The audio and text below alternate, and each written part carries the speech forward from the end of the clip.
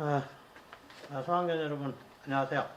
오늘은 갑자기 온라인 수업을 준비하게 돼서, 어, 어제 일요일날 저녁 때 연락을 받아가지고, 오늘 월요일날 수업하기 전에 급히 온라인 수업을 준비를 했어요. 여러분들 잘 보고, 들을 수 있도록 하세요. 일단 교과서 138쪽부터 하려고 그래요. 전에 여러분들에게 140쪽에 나오는 직윤풍을 좀 설명을 했는데, 그걸 교과서를 보고 좀 더 자세히 해보려고 그래요. 먼저 139쪽에 보면, 지상바람과, 그러니까 지상풍하고 상층바람, 직윤풍에 대한 언급을 하기 전에, 지상일기도와 상층일기도가 어떻게 작성이 되는지를 간단히 설명을 해놨어요. 잘 보면 결론만 얘기하면 지상일기도, 즉 지상일도, 우리가 살고 있는 땅을 기준으로 나타내는 일기도는 등압선이 기재가 돼 있어요. 등압선을 기준으로 그리고 그 다음에 상층일기도는 등압면을 기준으로 한 등고선으로 그려. 등고선. 그러니까 가장 쉽게 알아두는 거는 지상일기도에서는 등압선이 나와 있고, 등압선이, 그 다음에 상층일기도에서는 등고선이 나와 있다, 이렇게 생각을 하면 돼요. 그게 무슨 얘기인지 한번 여기서 간단히 보면, 이게 바로 지상일기도고, 이게 상층일기도예요.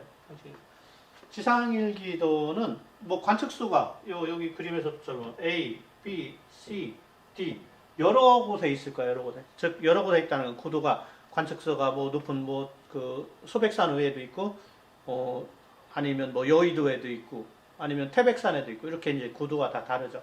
그럼 고도가 다르다는 건 뭐냐면 거기서 측정된 기압이 다르다는 거야. 기압이. 그죠? 기압은 상층으로 할수록 기압이 낮아지니까.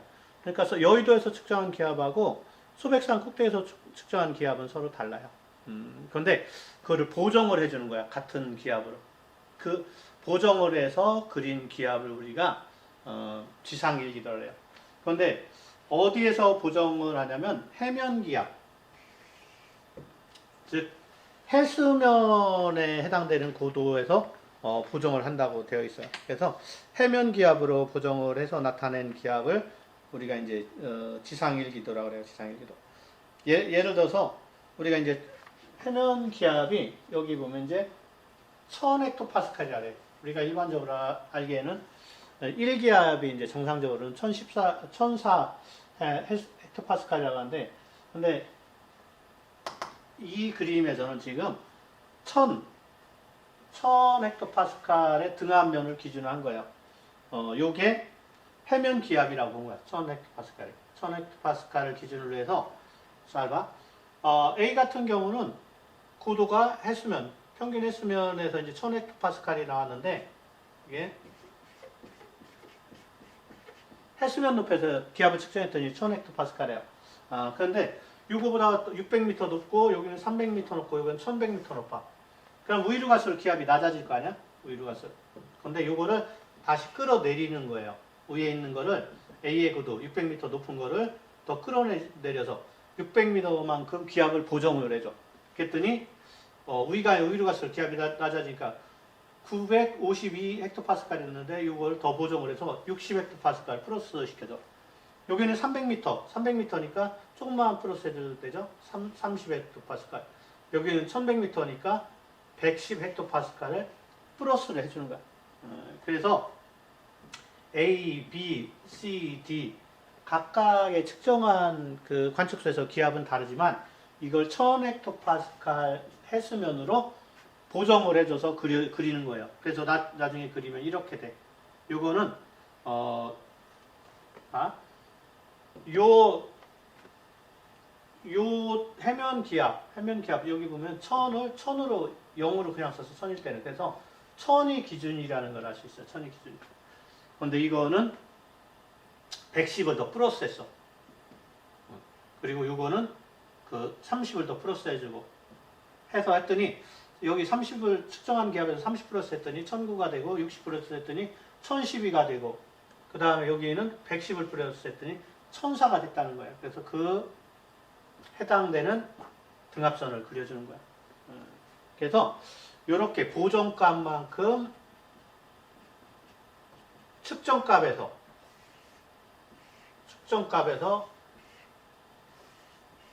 여기 이제 부정할 것도 없죠. 0이니까 더해주거나 빼줘서 해수면 같은 면에 그 기압으로 표시해주는 게 이게 지상일기도야. 지상일기도. 지상. 그래서 지상일기도는 높낮이가 다른 높낮이가 높은 데서도 측정할 수 있고 낮은 데서도 측정할 수 있는데 그만큼 값을 측정한 기압에서 보정을 해줘서 뭐 똑같은 면에서 측정한 것으로 똑같은 고도 해수면에서 측정한 고도로 바꿔준다. 이렇게 생각을 하면 돼요. 즉 고도가 각각 다른 거를 고도 0인 해수면에서 측정한 기압으로 보정을 해줘서 그려준다. 이게 지상일기다. 반면에 상층일기도는 고도로 나타내. 상층일기도 보면 5700, 5640 뭐 이렇게 되는데 이건 고도예요. 고도를 나타낸 거야. 그러니까 등고선을 나타낸 거지. 즉 이건 뭐냐면 500헥토파스칼 등압면이라면 500헥토파스칼은 되게 이제 상층이죠. 왜냐면 지면에 우리가 놓인 게 1004나 뭐 이 정도 1000헥토파스칼 정도 되는데 500헥토파스칼 상당히 위쪽으로 올라간 거야. 기압이 낮았다는 거는 고도가 높아졌다는 거지. 여러분 고도계를 어떻게 만드냐면 고도계를 지면으로부터 계속 재 올라가는 게 아니에요. 고도계는 이 기압차를 이용해서 고도계를 만들어. 그래서 우리가 이제 조그만한 손으로 가지고 다니는 등산 갈 때 쓰는 그 고도계는 기압계야. 기압계를 오히려 산에 올라갈수록 기압이 낮아질 거 아니야? 근데 그 기압을 고도로 환산한 거야. 그러니까 기압이 낮아지는 만큼 고도가 높아지는 거예요. 그래서 우리가 기압계를 변환해서 만든 게 고도계야. 그러니까 고도계는 지면에서부터 재 올라가는 게 아니라는 거예요. 지면에서부터 기압차를 점점 계산해서 그거를 고도로 환산한 거야. 그런 원리처럼 어떤 특정한 500헥토파스칼에 해당되는 등압면이 있다 그래. 등압면 쪽. 등압면이 높을 수도 있고 낮을 수도 있죠. 지역에 따라서 등압면이 일정한 게 아니야. 어디는 고도에 비해서 등압면이 높고 어디는 고도에 비해서 같은 500헥토파스칼이 높고 낮게 돼 있을 수 있어요. 근데 요 500헥토파스칼의 등압면에 해당되는 고도를 그린 게 그 상층일기라. 그래서 500헥토파스칼과 만나는 고도가 여기는 5700이고 요 옆에는 5640이고 그 옆에는 5580, 그 옆에는 550, 5520이에요. 즉 같은 기압을 갖는 위치가 점점점 변하는 거야. 근데 이 변하는 거를 그대로 투영해서 그려준 거예요. 그래서 5700m, 5640, 5580, 5520 이런 식으로. 그러니까 이 고도에서는 같은 500헥토파스칼이란 뜻이에요. 그래서 5700, 5640 이 등고선 같은 고도에 해당되는 기압은 500헥토파스칼이에요. 그래서 나타내는 방법이 좀 달라요. 근데 이거 좀 이해하기가 어렵죠? 지상일기도는 우리가 많이 봐서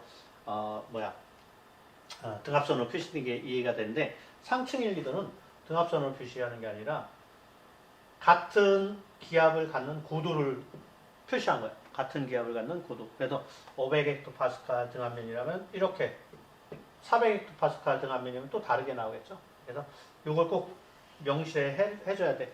몇 헥토파스칼 해당되는 등압면을 기준으로 나타냈다. 그러면 5700에서 몇 헥토파스칼, 5400 다 저 고도에서는 똑같은 기압을 갖는다는 뜻이야. 지금 이거 5700, 5640 얘는 다 500헥토파스칼이라는 뜻이에요. 그래서 이건 어떤 의미를 가냐면 고도가 높을수록 이 고도가 숫자가 높아지면 기압이 높다고 생각을 하면 돼요. 왜냐면 500헥토파스칼이 여기도 있고 여기도 있어. 여기도 있고 여기도 있으면 500헥토파스칼. 고도가 점점점 높아질수록 기압은 낮아져야 되잖아. 기압이 낮아져야 되는데 고도가 높은데 500이고 여기는 고도가 낮은데 500이야. 그럼 여기가 훨씬 기압이 높게 되는 거지. 왜냐면 위로 갈수록 기압이 낮아져야 되는데 여기는 높은데 500이고 여기는 낮은데 500이야. 그럼 여기가 더 기압이 높은 게 되는 거죠. 그래서 상층 일기도에서는 등고선이 높으면 거기가 기압이 높다고 보면 돼요. 등고선의 수치가 크면 여기가 더 기압이 높다고 보면 돼. 같은 등압면을 나타낸 거지만 이쪽은 높은 데서 500헥토파스칼, 이쪽은 낮은 데서 500헥토파스칼이니까 여기가 더 높은 거지. 높은 데서 500헥토파스칼이 높은 거예요. 왜냐하면 높으면 높을수록 기압이 낮아야 정상인데 딴 데보다 여기가 더 높으니까. 이렇게 해서 여러분들이 좀 어려워할 수 있어요. 이거 책의 내용을 잘 읽어보고 상층 일기도와 그 다음에 지상 일기도와 어떻게 표현하는 방법이 다른지 그걸 좀 알아두고 간단하게 핵심만 얘기하면 지상 일기도에서는 등앞선으로 나타내고 등앞선, 그 다음에 상층 일기도에서는 등고선으로 나타낸다.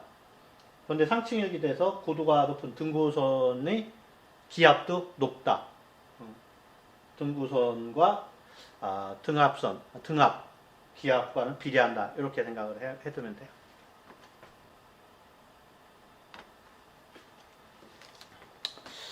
이어서 140쪽에 상층바람인 직윤풍과 경도풍에 대해서 알아보겠어요. 먼저 직윤풍은 전에 수업 시간에 어느 정도 얘기를 했는데 경도풍은 아마 처음일 거예요. 경도풍은 뭐냐면 경도풍은 구심력이 작용해서 원형으로 부는 바람이야. 대표적인 게 이제 경도풍의 대표적인 게 뭐가 있냐면 고기압성 회전 이렇게 이제 시계 방향으로 불어 나가거나 저기압성 반시계 방향으로 불어 들어가는 그런 바람이 있다고, 그런 걸 경도풍이라고 그래요. 그래서 오늘은 지금은 이제 아까에 이어서 경도풍하고 직윤풍을 알아보는데, 지금 이 그림은 좀 전에 설명한 상층 일기도야. 상층 일기도 500헥토파스칼에 해당되는 등압면에 해당되는 고도를 표시한 상층 일기도예요. 그래서 무슨 뜻이냐면 이 5460, 5400 이렇게 된 거는 등고도선이야. 등고도선. 그런데 아까 얘기하기로는 등고도와 등압면, 등압선과 일치한다고 그랬어. 그래서 등고도선을 그냥 등압선이라고 생각해도 돼요. 요 안으로 갈수록 기압이 자꾸 바깥으로 갈수록 이제 커지는 걸 알 수 있죠. 여기 아래쪽에 이제 고기압이라고 되어 있는 거는 아래쪽으로 갈수록 고도선이 더 커져. 등고도선이 커졌다는 거는 기압이 높아졌다고 생각할 수 있어요. 그래서 이 그림은 상층 500헥토파스칼에 해당되는 등압면에 해당되는 고도를 나타내는 등고도선이에요. 그런데 그냥 등압선으로 편하게 생각해도 된다고 얘기를 했어요. 이렇게 됐을 때 A, B, C 세 지역의 이제 바람을 표현했는데 B, C 지역과 달리 A 지역은 어떻게 되냐면 이 등고도선과 나란하게 불어. 즉 등고도선을 등압선이라고 생각해도 된다고 했으니까 등압선과 나란하게 부는 바람. 이게 이제 직윤풍의 형태, 직윤풍. 직윤풍은 전에 얘기했어요. 등압선과 나란하게 불면서 고압부를 오른쪽에 두고, 고압부를 오른쪽에 두고, 이쪽이 이제 고기압이니까 고압부가 오른쪽이죠. 그 다음에 왼쪽 이렇게. 그래서 고압부가 오른쪽에 두고 부르니까 결국 고기압에서 저기압으로 작용하는 게 기압격 노력이죠. 그죠? 이쪽이 오른쪽이니까. 그 다음에 기압격 노력과 반대되는 게 전압력. 두 힘이 평형을 이루고 등압선과 나란하게 부는 바람. 직윤풍이에요. 직윤풍은 전에도 설명한 바가 있으니까. 그런데 요거 두 개, 원형의 바람, 아까 얘기했어요. 원형의 바람은 경도풍이라고 했어요. 이 두 개는 경도풍.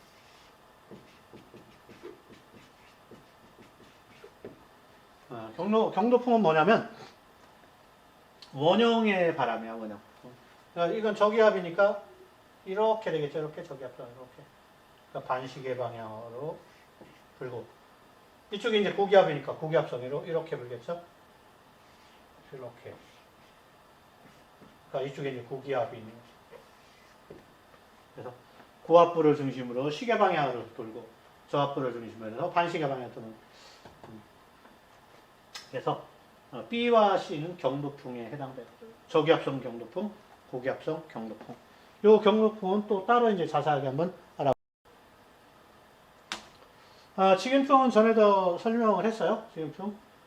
지상풍일 때는 마찰력의 영향을 받아서 등압선과 나란하게 부는 게 아니라 등압선과 비스듬하게 불다가 어느 정도 마찰력이 없는 고도에 올라가면 기압적 누력과 전향력이 평형을 이뤄서 등압선과 수직하게 부는 바람. 그리고 직인풍의 속도도 얘기했어요. 직인풍의 속도.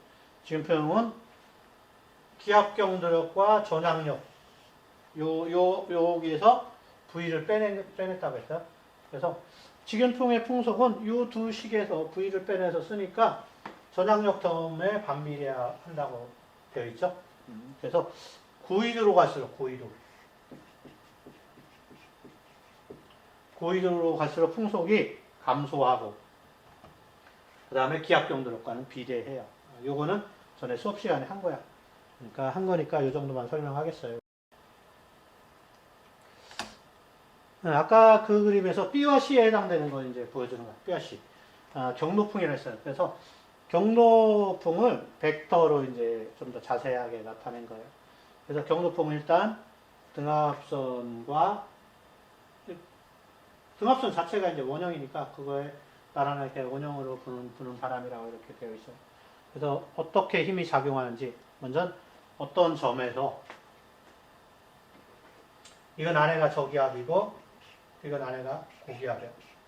그러면 가장 먼저 그 바람을 일으키는 힘이 기압경 누력이기 때문에 고기압, 바깥에 고기압이니까 고기압에서 저기압 쪽으로 기압경 누력이 작용하죠. 이걸 먼저 그려야 돼, 이걸 먼저.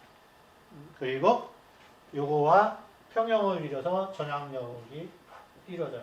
왜냐면 지금 등압선과 나란하게 불기 때문에 요 두 개가 평형을 이루어야 되는데 안쪽으로 휘어진다고 지금. 그죠? 저기압선 안쪽으로. 그래서 부심력 벡터가 더 들어있어요. 그래서 안쪽으로 휘어지게끔 부심력을 안쪽으로 넣어줘야 돼. 그래야 바람이 점점점 휘어지는 휘어지는 원형의 바람이 되죠. 그래서 이거 식을 쓰면 전향력이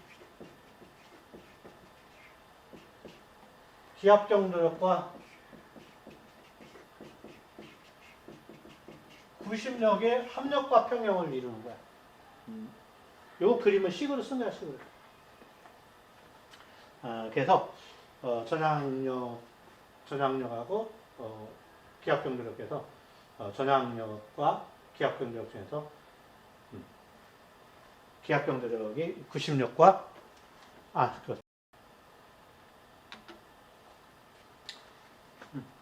전향력은 전향력과 기압경 누력 또는 부심력 요거 합력으로 이렇게 쓸 수 있고 이게 원심력이 되면 원심력으로 표현하면 마이너스를 붙여주면 돼요. 마이너스 원심력이. 그런데 지금 여기 문장에 어떻게 되어 있냐면 이때 기압경 누력이 전향력보다 크다고 되어 있어요. 가는 기압경 누력이 전향력보다 크다. 즉 기압경 누력이 전향력보다 큰 거는 뭐로 더 알 수 있냐면 바람의 안쪽으로 휘어져 안쪽으로. 이건 기압경 누력이 더 큰 거예요. 그래서 가는 기압경 누력이 전향력보다 큰 경우에 해당되는 경도풍을 나타내는 거야. 그 다음에 이제 아까 C지역 똑같아. 안에가 고기압이고 바깥에 저기압이니까 기압경 누력 먼저 그리고 그죠? 반대로 전향력 그리는데 부심력은 안쪽으로 작용이 환사표가 무조건 안쪽으로 작용하는 거니까. 근데 이걸 잘 보면 이렇게 부는데 안쪽으로 휘어지네. 안쪽으로. 전향력 쪽으로. 그럼 이거는 전향력이 기압 경우보다 큰 경우야. 그래서 B와 같은 경우에는 어떻게 되어 있냐면 그렇죠. C 같은 경우는 전향력이 기압 경우보다 크다고 되어 있어. 그러니까 전향력 쪽으로 휘어지는 거죠. 거기에다 이제 부심력은 안쪽으로 작용하는 힘이니까 이렇게 넣어주는 게 돼요. 그래서 이것도 식을 쓰면 전향력 플러스 부심력은 요게 기압 경도력과 평형을 이룬다. 이렇게 돼 있고 부심력은 마이너스 원심력으로 해도 되고 이렇게 돼 있어요. 그래서 안으로 회전에 들어가는 건 고기압에서 안으로 회전에 들어가는 건 안으로 당기는 전향력이 더 크기 때문에 안으로 이렇게 회전해 가죠. 그 다음에 여기에서 안으로 회전하는 거는 여기서는 기압 경도력이 당기는 기압 경도력이 더 크기 때문에 안으로 들어가고 그래서 안으로 들어가는데 여기는 전향력이 당기는 방향 이쪽은 기압 경도력이 당기는 방향이라고. 그래서 맨 밑에 쪽에 보면 전향력의 크기는 풍속에 또 비례함으로 기압 경도력 전향력의 크기는 풍속에 비례함으로 그 전향력이 더 큰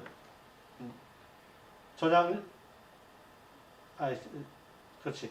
왜 이렇게 말을 잘못해서 전향력은 풍속에 비례해. 풍속에 비례해요. 그러니까 전향력이 크면 풍속이 더 커지지. 그런데 여기가 기압 경도력보다 전향력이 더 커. 그러니까 기압 경도력이 똑같다면 고기압성 회전이 더 풍속이 크다는 거야. 고기압성 경도풍이 더 그 바람이 더 크다. 저기압성보다. 똑같은 기압 경도에 작용했을 경우에는 고기압성 회전이 전향력이 더 크기 때문에 전향력이 풍속과 비례하기 때문에 더 크다. 이렇게 알아두면 되겠어요. 그래서 일단 이 정도만 설명을 하고 나중에 뭐 내일이나 나오면 바로 좀 더 설명을 더 하도록 하겠어요. 오늘은 여기까지만 하겠어요. 뭐 지상풍도 할 거 있는데 지상풍은 여기에다가 뭐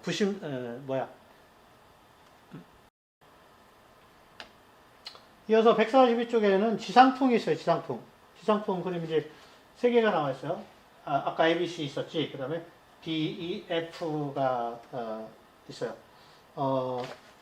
D 같은 경우는 약간 비스듬하게 그리고 E도 비스듬하게 다 F 여기 같네. F도 비스듬하게 다 저기압성 회전은 비스듬하게 불어 들어가요. 그죠? 반시계가 불어 들어가고 고기압성 회전은 비스듬하게 불어 나가. 고기압성. 그래서 요거는 이미 다 알고 있는 거예요, 이미. 그래서 경도풍, 이게 점점점 올라가면은 어떻게 돼요? 점점 올라가면 마찰력이 없어지기 때문에 등압선과 나란하게 이렇게 불어. 등압선과 나란하게 이렇게 부는데 여기서는 마찰력이 있기 때문에 마찰력이 있기 때문에 등압선과 어긋나서 이렇게 마찰력의 함수로 인해서 불어 들어가고 등압선과 비스듬하게 여기는 등압선과 비스듬하게 불어 나가고 근데 이게 점점 이제 상층을 올라가면은 마찰력이 없어지기 때문에 등압선과 나란하게 이렇게 부는 경도풍이 되는 거죠. 그래서 요 관련된 그림은 나중에 학교에 나오면 내일이나 학교에 나오면 좀 더 자세히 설명하고 오늘은 여기까지 하겠어요. 그래서 오늘은 직윤풍, 경도풍, 지상풍을 일기도에 표현해봤어요. 그리고 지상 일기도는 기압으로 되어 있고 상층 일기도는 아까 등 고선으로 되어 있는 걸 알 수가 있었어요. 오늘 여기까지만 하겠어요.